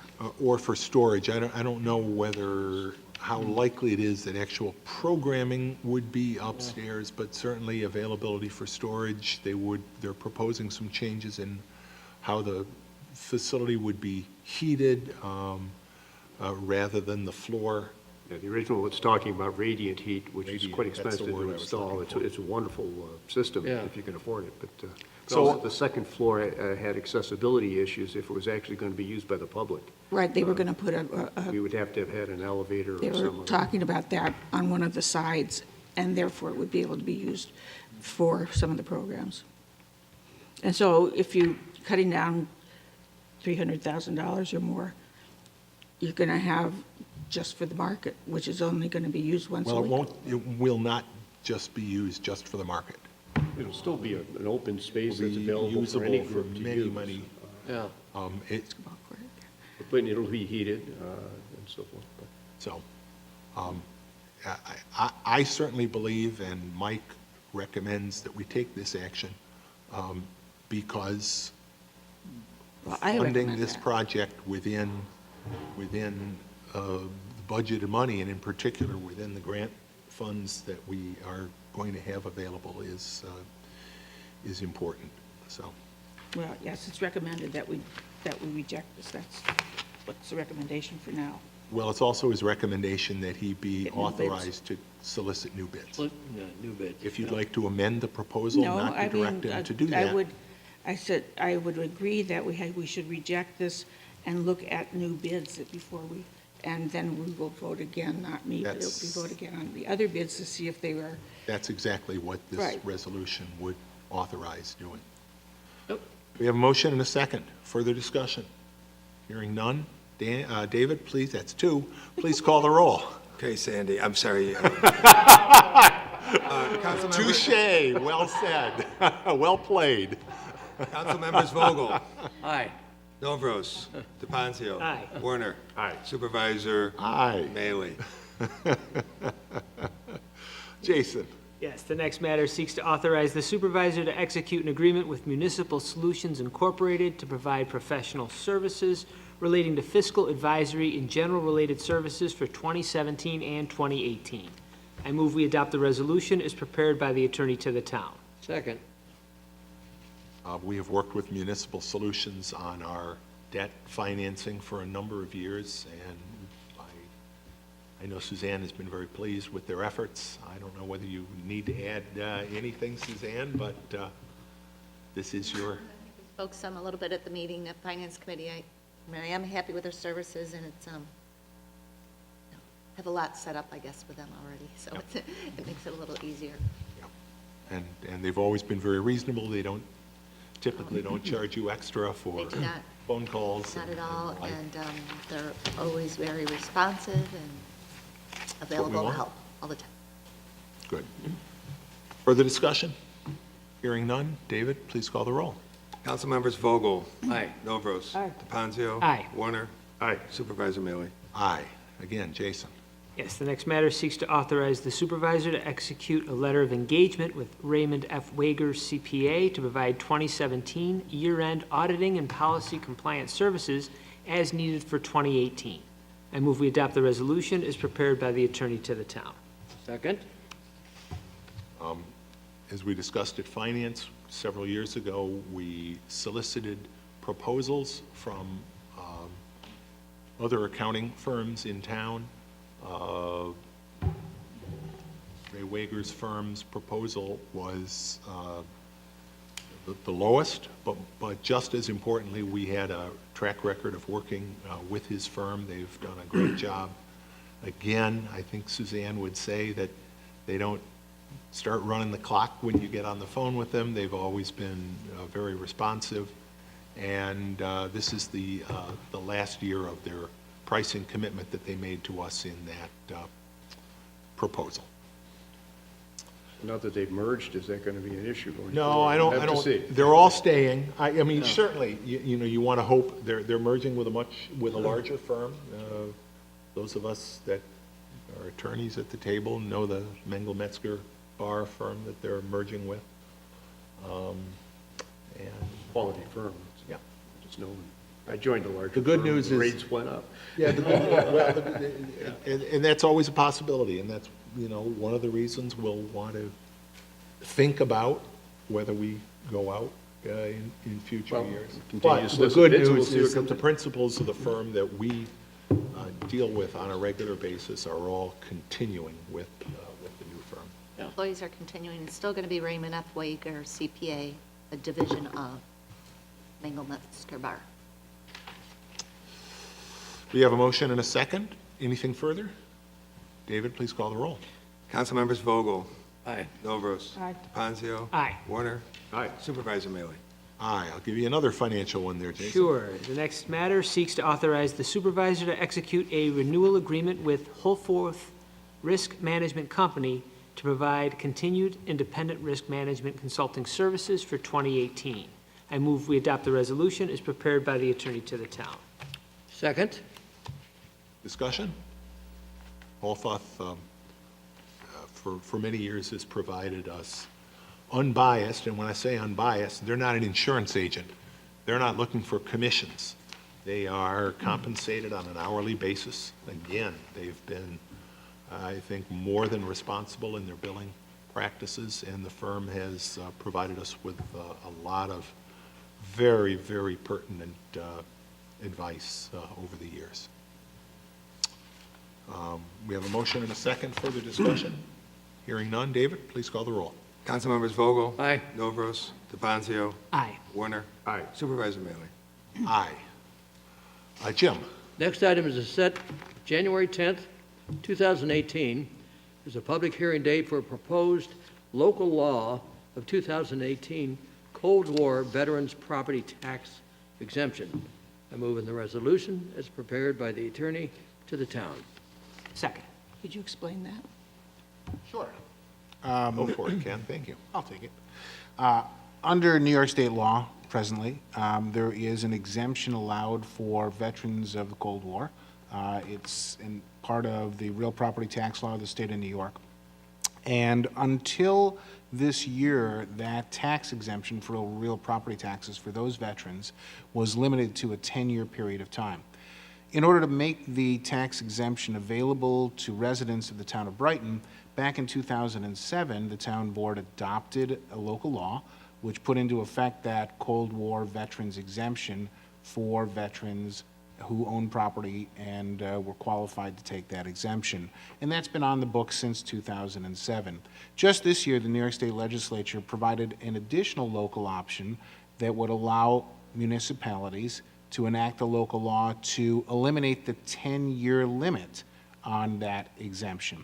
And so once that went on the books, and that became law in the state of New York sometime in September of 2017, it gave municipalities such as ours the opportunity to eliminate the 10-year limit for those veterans exemptions. And that's what this local law would do, is put into effect a elimination of the 10-year limit. So there would no longer be a 10-year cap on that real property tax exemption. And it keeps an existing exemption for those veterans. Correct. So it doesn't, so that exemption, I mean, the 10-year limit seemed to be somewhat of an arbitrary limit. And I think the New York State Legislature recognized that by enacting this new law that the governor signed. It was a bipartisan bill that went through both the House and Senate, or the Assembly and Senate, and got the governor's signature. So something that the state welcomes and encourages, something that I think the town would be well served to put into effect to keep the exemptions in place that those veterans have. But my basic question is, what is a Cold War veteran? It's a veteran that served during the specific designated periods set forth in the state law that they define as the period of the Cold War. In other words, the period that the United States and the Soviet Union at the time were not in a shooting war, but were in what many people referred to as a Post-Korean War. Post-Korea. 50s, 60s, 70s. So, and it doesn't matter if they, 60s. if they were active duty or if they were National Guard.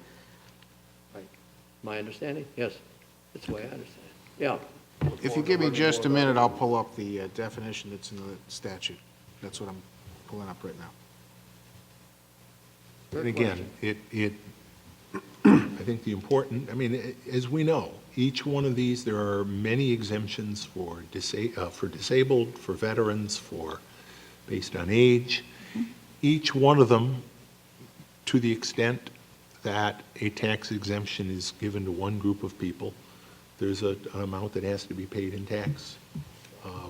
But the purpose of these laws is to recognize, special circumstances. I think in this case, it's fair to say that the goal, like with other veterans related exemptions, is to show appreciation of the community, of the state as a whole, for their service. And now I'm ready. A Cold War veteran is defined under New York State Real Property Tax Law, Section 458B, as a person, male or female, who served on active duty in the United States Armed Forces during the time period from September 2nd, 1945 to December 26th, 1991, and was discharged or released therefrom under honorable conditions. That includes Korea? It does. Yeah. I look forward to learning more on January 10th, where we can conduct our hearing. I'm just wondering, are there different groups of veterans that are treated differently under our Yes. exemptions? Yes. So a Vietnam veteran versus a Korean War veteran versus a World War II veteran? I think it's Different during tax war. I benefit? think it's during wartime. Right. That's where a lot of the differences arise. I believe. I don't have it. The other definition is active war. That's true. That's, yeah, I see. Well, be interested to hear what we see on the tape. So again, we have Jim's motion, and Jason, did you second it? Yes, I did. Again, setting a public hearing on January 10th. Yep. David, please call the roll. Council members Vogel? Aye. Dobros? Aye. Fazio? Aye. Warner? Aye. Supervisor Mealy? Aye. Louise? The next matter is to receive and file the letter dated December 5th, 2017 from Ramsey Boehner, Environmental Review Liaison, along with negative declarations relating to the Winter Farmers Market project at property located at 1435 Westfall Road. I move on the resolution as prepared by the attorney to the town. Second.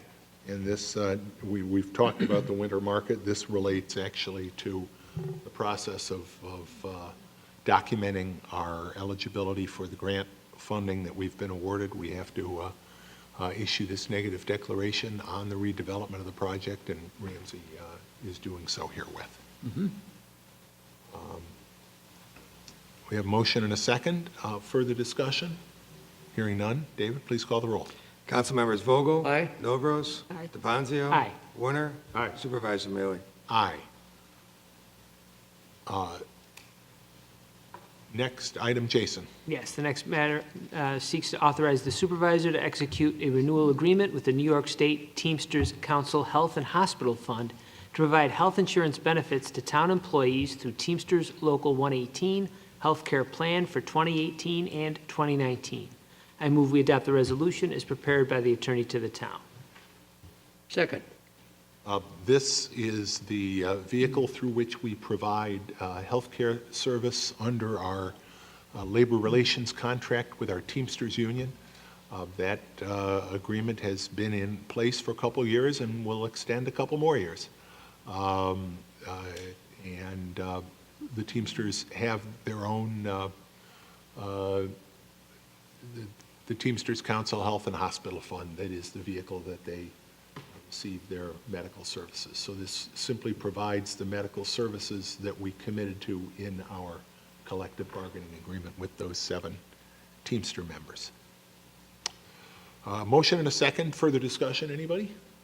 Hearing none. Dave, please call the roll. Councilmembers Vogel? Aye. Novros? Aye. DePonzio? Aye. Warner? Aye. Supervisor Mealy? Aye. Jason. Yes, the next matter seeks approval to accept a donation in the amount of $200 and authorize the amendment of the 2017 Police Department. Actually, no, the one above that. Oh, I'm sorry. The next matter seeks approval to transfer funding totaling $30,000 within the 2017 budget to support costs associated with the purchase of various town facilities related equipment. I move we adopt the resolution as prepared by the attorney to the town. Second. And those specific items are listed in the resolution. Motion and a second. Further discussion? These are some items that we talked about. We hope to be able to put it into the CIP, I think, for 2018, and we found sufficient money in the 17 budget that Correct. will enable us to do this. And it means we're going to be able to maintain the campus here at Town Hall much more effectively through our own personnel. Yep. Yep. It will save us money. We've done a review of the proposal. Facilities manager, and it will be cost us a little money up front, but it'll save us significantly and improve Longer term. what is already good service. And a water softener. And Yeah. for the boiler system, it's Yeah. again, to maintain existing equipment. Obviously, if you're not properly softening your water, you get corrosion buildup. Yep. So, we have a motion and a second. Any further discussion? David, please call the roll. Councilmembers Vogel? Aye. Novros? DePonzio? Aye. Warner? Aye. Supervisor Mealy? Aye. Louise? Next matter is to If I may, Councilperson Novros, on this next matter, before you move it, at the request of the Chief of Police and with the consult and consent of the Director of Finance, we were actually going to ask that the resolution be modified slightly to make this an amendment to the budget for 2018 instead of 2017. Yeah. The only change in the draft resolution that you are about to move would be to change that last date in the resolution from 2017 to 2018. So I just wanted to catch you before you made the resolution motion, and if that's okay with you, Let her we can rip. proceed. So the first 2017 will remain. Correct. The next item is approval to accept a donation in the amount of $200 and authorize the amendment of the 2017 police. 18. 18. I just said it, there's the first 2000. It's the first 2 years. In the resolution I was referring. I was too, yes. I'm sorry. Which is it? It is the 2018 Police Department budget. We thought you were referencing the first 2017 in the resolution itself. It is the 2018 budget that's being amended. Yeah. Okay, amendment of the 2018 Police Department budget to support same. I move on the resolution as prepared by the attorney to the town. Yes. Second. Thank you to the resident council at the summit. So I'm at the part of Jewish home, and I apologize, I wrote that communication very early in the morning, and not thinking that 17 was coming to a close, and we can use it as our community outreach for 18. Great. And everybody agreed. Thank you. Motion and a second. David, please call the roll. Councilmembers Vogel. Aye. Novros. DePonzio. Aye. Werner. Aye. Supervisor Mealy. Aye. While we've been working tonight, town attorney for the town, Ken Gordon, has prepared a proposed resolution to implement your expressed intent to send a letter relating to the East Avenue project.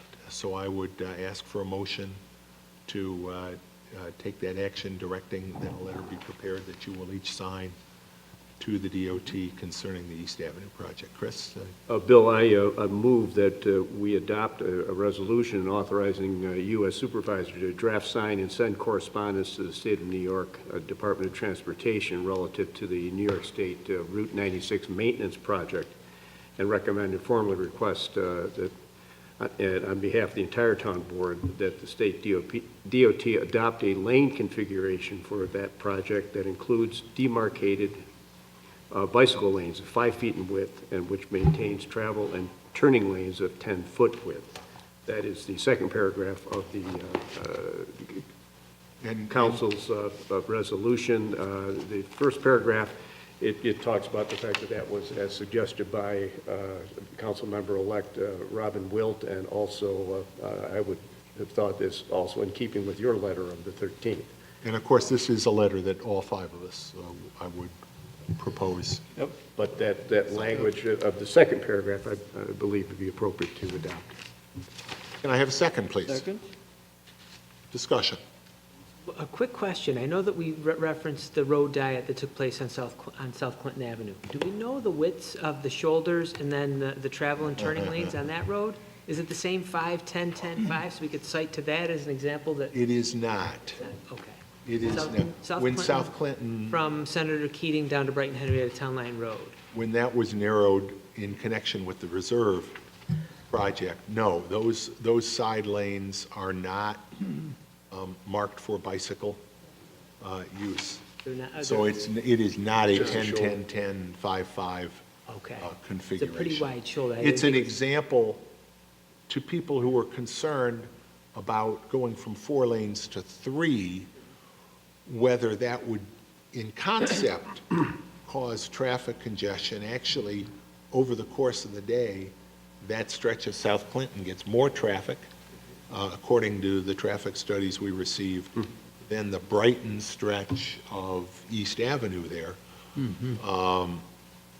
And the reality is that going from 4 lanes to 3 has not caused any traffic problems. But at the time, the county was not willing to stripe that for bicycle use. I think today, we would insist on it. But at the time, they were not willing to do that, so. Yep. I thought Neely's comment, to me, that was quite striking. The idea is that by setting out a bike lane and encouraging that kind of traffic, particularly on a heavily traveled street like that, that it shifts the culture. It makes the bicycle usage more prominent and more common for folks, because particularly East Avenue as it is today, well, one, it's dangerous to ride your bike, I think, on that 4-lane roadway as it is.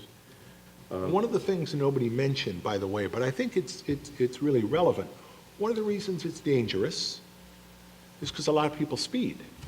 Yeah. Widening the lanes is only, particularly in a pavement diet setting where it looks more wide open without marking it for bicycles, I think is only going to further encourage speeding on that stretch, which reduces safety. I think having those marked bicycle lanes I agree with you. reduces speed. I agree. And having 10-foot lanes, even though some people speed on it now, 10-foot lanes, people are less likely to speed than they are on a wider. I was interested in driving on Westfall earlier in the week. How wide are the lanes on Westfall? Couldn't tell you. Not very. They don't strike me as more than 10 feet, but. And Tim, do you know? Which part of it? I was going to Yeah, stop. and I had a Supervisor, tape I was measure going in to the say it car. depends where you are in Westfall, because the stretch from Monroe Avenue to Winton is different than the stretch from Winton going westerly towards South Clinton. That was the latter section that I was thinking. But for the fact it was rush hour, I was going to get out with my tape measure, but. Well, they're I think they're wider in that stretch than They they are between Winton and Monroe. And of course, the speed limit is different. The speed limit from Winton to Monroe is 30. West of Winton, it's 35 until you get to the city line. We have a motion and a second on sending this letter. There's no further comment. David, please call the roll. Councilmembers Vogel? Aye. Novros? Aye. DePonzio? Aye. Warner? Aye. Supervisor Mealy? Aye. Matters of the supervisor. We have the expense and revenue report for the month ending November 30th, 2017. Can I have a motion to receive and file? So moved. Second? Thank you, Suzanne, for preparing this every month. David, please call the roll. Councilmembers Vogel? Aye. Novros? Aye. DePonzio? Aye. Warner? Aye. Supervisor Mealy? Aye. A couple of other matters I want to discuss. Many of you probably saw the article in the Democrat and Chronicle about our VAL project. That project, as you know, although it has been something that this board back in 2015 initially authorized based upon the assessment ratio, getting farther from one, the equalization rate, getting farther from one, which is always our goal, namely that on average prices, and specifically I'm talking about residential properties now, are valued on average at their full value. That has declined, and as you know, we have had a target rate over the years of 95%. Once it got outside that 95 to 1.05 range back in 2015, you made a decision, implemented it through the budget, that we would proceed with a reval process. Last year in 2016, the assessor's office sent out what they referred to as a data mailer to give residents an opportunity to look at the data we had on record for their homes and indicate any changes. Some, we have over 10,000 residential properties in town. There's always going to be a few where somehow we have on our records that they have 4 bathrooms and they really only have 2, for example. So that was an opportunity for residents to correct any information, as well as, to give folks give our assessment staff the opportunity to come in, look at particular circumstances in their home. All of those have been in preparation for a revaluation that is now ongoing. We have done a lot of that work for commercial properties. This reval includes not just residential, but commercial properties. The goal of property tax assessment is fairness. We want to make sure that because property taxes are based on the assessed fair market value of your home, it's important that we make sure that those numbers are correct, because we don't want anybody to pay more than their fair share. And by working to ensure that assessed value reflects fair market value, we do that. We also want to make sure over time pricing diverges both high and low. The example I give is you can have 100% assessed the equalization ratio when, and I'll just use the 2-house example. One house is assessed at $205,000, one house is assessed at $195,000. They're both worth $200,000. Your assessment equalization ratio would be 1 because their average is $200,000. The same would be true if one of those houses was assessed at $100,000 and the other at $300,000. The average would still be $200,000. So you could say that the equalization ratio was still 1. But a term that's called the coefficient of dispersion, I know I'm getting a little wonky here, but what that reflects, when you have a situation where two houses, both objectively worth $200,000, one of them is assessed at $100,000, one of them is assessed at $300,000, the person owning the $300,000 house is paying too much in taxes. And the one in the house that's assessed at $100,000 isn't paying enough. And over time, pricing diverges. Different neighborhoods change in valuation at different rates. So for all those reasons, fairness being the goal, we're doing this revaluation project. I think the most important thing I want to say, and I've talked about it in some of my newspaper columns, talked about it with some of the media today, the fact that your assessed value goes up doesn't necessarily mean that your taxes will go up. If your assessed valuation goes up less than the average, and for a lot of you, it will go up by less than the average, your taxes might actually go down. And the rest of you, if your property went up more than that, yes, your town taxes and your other taxes might go up, but they will not go up by the same percentage rate that your house value went up, because we're going from a partial value, an 89% equalization ratio, to a 100% equalization ratio, which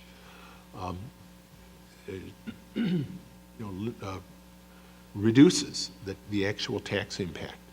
The other thing that I really want to encourage people, if you have questions about your assessment notice, or if you didn't get an assessment notice, you can certainly call the town clerk's office, the town assessor's office, or the town clerk's office. The assessor is 784-5215. But I would also encourage you to go to the assessor's webpage. The assessor has a full section on the webpage about the revaluation. And it is full of tips, lots of answers to lots of frequently asked questions, and the opportunities that all residential property owners have to challenge this tentative assessment that you received in the mail about 2 weeks ago now. The first step is the informal. And it's really just as its name suggests, it's an opportunity informally. It's not an inquisition, it's not a court proceeding.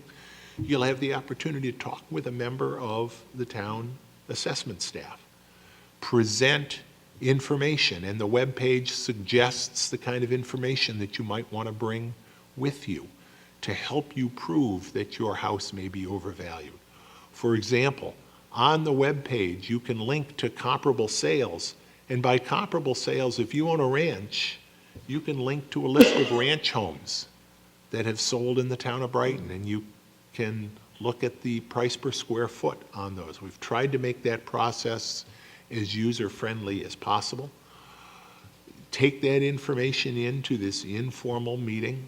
We're setting them up. The easiest way to set them up, again, is online. We're trying to make as much of this self-directed as you can. You can set up those interviews online, or you can call the assessor's office, 784-5215. As of yesterday, 230 people had done that. Those informal reviews will be done during the months of January and February. After that review, you'll get a result. Your price may be lowered, it may not, if you haven't demonstrated the basis for getting it lowered. And if it is lowered, you may be happy with that. But if you're still not happy, you can commence what's called a grievance proceeding. And the grievances are heard in May. The specific timelines are set out on that webpage. That's a second, more formal opportunity to have our Board of Assessment review your tentative valuation. And the third option, if you're still not happy, is the so-called small claims procedure, which is the most formal procedure. So there's three opportunities. This is not an adversarial proceeding, and it does not affect the total town taxes that we collect. Those taxes are set through the budget. It makes sure, the goal is to make sure everybody pays their fair share. So I know that's a lot to process. We sent out a lot of material. The blue sheet that came with your letter reviews all of those appeal options that you have.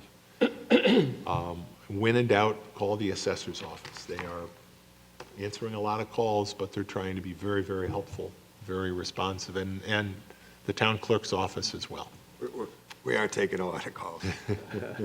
And Bill, there's a lot of misunderstanding. I've talked to some sophisticated people who say, I just got my new assessment, my assessment went up, so that means my taxes are going up. And I said, no, that's not the case. Not necessarily. It could be, it depends how much they go up in comparison to What I can say, 89%. I can't speak for the school districts, and certainly not for the county, but I would anticipate that next year, your town tax rate, in other words, the dollars, $5 and some 56 number of cents. cents per $1,000 will go down because most assessed valuations and the assessed valuation of the town as a whole will go up as a result of the reval. But the rate per 1,000 in the town will likely go down. So that's a long-winded explanation, one that probably the assessor does a whole lot better. But we really, if you have questions, please ask. Leaf pickup and snow removal. Tim, your men and women, just as they always do, did a great job with the snow events these past 2 days. The thing that I particularly noted as an early morning walker, to get out on the street at 6 o'clock in the morning and see the arterial sidewalks plowed, or the crews out plowing them at that point, is one more indication of how committed we are as a community to not just vehicular transportation, but pedestrian transportation as well. But the fact that we're plowing and salting doesn't mean we're finished with the leaves. We will continue to be picking up leaves as weather permits. I know you're getting very close to the end of your third pass through town on the bulk leaves. We're up in East Brighton. Now we're on hiatus for a little bit with the weather, but if we get some good days, you'll be back out collecting leaves. And the containerized leaves as well. Are the containerized leaves still being picked up during the weather, or are they on hold as well? Right now, Supervisor, we've had to man the plows the All last hands. few days. I'll say that we were very fortunate we got this far into December You bet. without the snow. We've really had to change gears, but if the barrels or the bags are still out there, they're probably still visible because we just haven't got that much snow. Yeah. And we will be getting the Packer truck back out circulating again, Great. probably quicker than the bulk crews. Other thing I want to remind everybody with winter, overnight parking. From November 1st through April 15th? 15? Got it. Whether or not there's snow on the ground, whether or not there's a snow event, overnight parking is illegal in the town of Brighton during that time period. The first snow always leaves a lot of people who who forgot about that and left their cars on the street. Right now, the police are issuing warnings, but that will change. Cars left on the street make it much more difficult for our plow crews to do their important work. So please, remember, now through April 15th, no overnight parking. Bring your cars in off the street. Of course, if you have a garage, preferably in there where they'll locked and be a little bit safer. But again, I appreciate, and I've had a lot of people convey, their appreciation for the work that, not only on leaf pickup this year, but certainly now that it's winter weather again. We talked a moment ago about the Carmen Clark Lodge and the improvements that are being made, and you mentioned veterans events. I want to thank Rich Wagner and his wife, Debbie, thank you, Jim. They have now for 14 years spearheaded a wonderful event that's held normally on Pearl Harbor Day, December 7th, to thank veterans, most of whom are clients of the VA Center in Brighton, but all veterans have been welcome to this lunch. It's a great meal, fellowship, the opportunity to get gift cards and clothing items from the Brighten Your Wardrobe Jewish Family Services Project.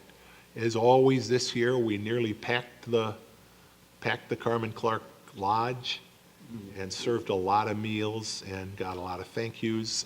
The Buffalo Soldiers demonstration team from the Pennington Noy VFW post, as they do every year, served as our color guards, a real inspiration. Just a great event all around. Our parks staff, recreation staff, and others, Dan, volunteer that day to serve the food and help, maintain order, and they do it. It's boy, you talk about a feel-good event. So, thank you to everybody that made that event possible. Another really nice feel-good event. I had the opportunity today to have lunch at the JCC with a visiting teacher from the Keshet School in Modi'in, Israel. Modi'in is a community that the Brighton Central School District has a long-standing educational exchange relationship with. And there are, I believe, 10 teachers from 10 different schools in Modi'in that are here in the Rochester area working with different temples and other Jewish organizations in town. So I had the opportunity, this teacher is with Temple B'rith Kodesh this week. And as I mentioned, and this will segue into my last comment, this is the second night of Hanukkah, and I do wish everybody who is celebrating a happy Hanukkah. But the Maccabees, whose bravery and their, talk about the underdog, they were the underdogs, and they stood up for religious freedom. They fought for religious freedom. They fought for years for religious freedom, but their home was Modi'in. Modi'in is a historic community as well as a new community. So having her here and having the whole contingent here during Hanukkah is such a fitting way to celebrate the holiday of lights and the holiday that really means a lot as we look at religious freedom. So with that, I'll again say happy Hanukkah to everyone who is celebrating Hanukkah now. Merry Christmas to everybody that will soon be celebrating Christmas, and a very safe and happy holiday season to everyone. Ken, any matters of the attorney to the town? No, thank you. Any matters of the town board? Yes. This really is to you, Louise. You're winding down 12 years on this board, but I want to tell you it's been my privilege and honor to serve with you, and what you brought into this town with some of your innovative means with recycling, among other things. We won't forget, and we know you're still here. Thank you. Okay? and I wish you all the best, really. So, Can I piggyback that a second? You heard me at the public safety meeting talk about analytics. When we look at when a resident has a concern about traffic, we use data.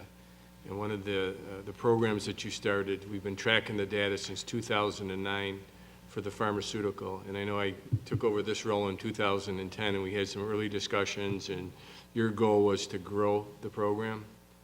As of today, we've collected, and it's securely collected, and they're incinerated, they're not in a landfill, about 15.5 tons of pharmaceutical waste. And it's now a program, that program will not go away. It's part of our response to the opioid crisis. Not only do we do the collections with the DEA where there's the drive-through, but it's our box that we applied for, and it's because of, you brought that program under Chief Vocal, and I know early on it was new.